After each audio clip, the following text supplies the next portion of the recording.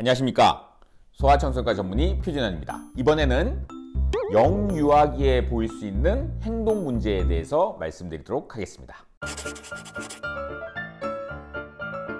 이번에는 사랑하는 사람이 죽었을 때 아이들에게 어떻게 대처하는가 하는 데 대해서 말씀드리도록 하겠습니다.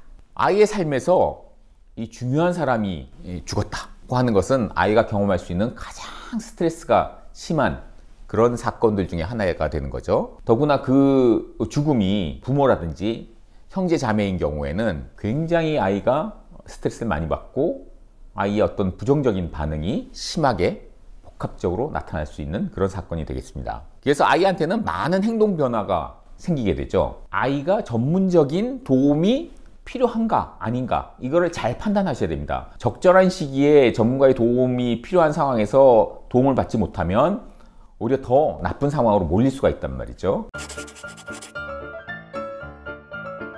죽음에 대해서 자꾸 회피하지 말고 그거를 다른 식으로 이렇게 표현하면 안 됩니다. 예를 들어서 뭐 형제 자매 중에 한 사람이 세상을 떠났다. 그러면은 뭐 어디 딴 데가 있어, 어디 멀리 가 있어, 돌아올 거야. 이런 식으로 이제 거짓말을 하거나 그러면 안 돼요. 아이들의 발달 상황에 맞게 이제 설명을 해줘야 되겠죠. 너희 오빠는 이제 세상을 떠났어. 하늘나라로 갔어. 다시는 볼 수가 없어. 돌아오지 않아. 라는 거를 확실하게 얘기를 해줘야 됩니다. 그리고 우리나라 사람들은 특히 자신의 어떤 격한 감정이나 미숙한 감정을 겉으로 드러내거나 이걸 표현하는데 좀 미숙한 것 같아요. 그런 걸 어떻게든지 감추고 드러내지 않고 아무렇지도 않게 행동하는 것이 그게 성숙된 사람이다라고 생각하는 경향들이 있는데 사실은 그거는 이런 상처를 치유하는데 별로 도움이 안 됩니다. 아이들뿐만 아니라 어른들, 부모님들도 이런 상황에 닥치면 이런 충격, 불신, 죄책감, 슬픔, 분노 이런 여러 가지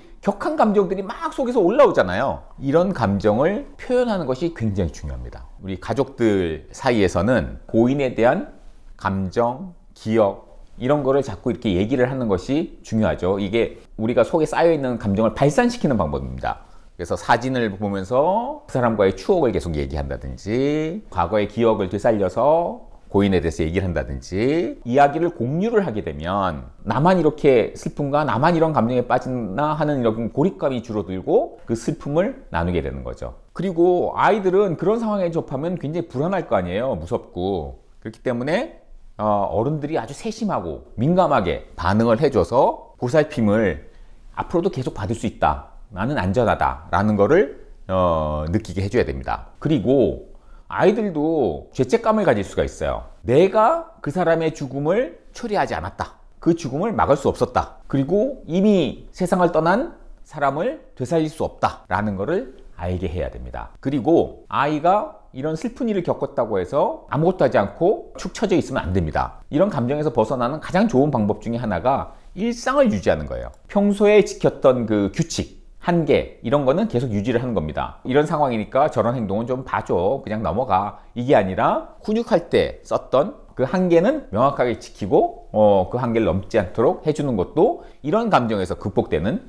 좋은 그런 방법 중에 하나입니다. 그리고 어리다고 집에 있게 하고 장례식에 참석하지 않고 그냥 두는 거는 그리 좋지 않습니다. 장례식에 대해서 적절하게 설명을 해주고 장례식에서 충분히 슬퍼하게 해주는 게 그 감정 해소에 도움이 되기 때문에 장례식에 참석을 해주는 게 좋습니다. 물론 이제 뭐 염을 그 돌아가신 분의 시신을 직접 보게 하고 이런 거는 어린아이들한테 충격이 될 수 있으니까 그런 거는 좀 이렇게 피하도록 하되 그 장례식 자체에는 참석을 해서 아이들도 그 슬픔의 감정을 충분히 다른 사람들과 공유할 수 있도록 그렇게 해줘야 됩니다. 또 이렇게 다 끝나고 난 다음에도 고인에 대한 뭐 그림을 그린다든지 고인을 위해서 나무를 심는다든지 아이의 그런 어떤 상실감을 기념할 수 있는 그런 행사를 통해서 또 그런 감정을 해소할 수 있도록 하는 것도 좋겠습니다. 자, 이런 슬픔 일이 사실 이런 몇 가지 이벤트로 다 해소가 되겠습니까? 안 되겠죠. 그래서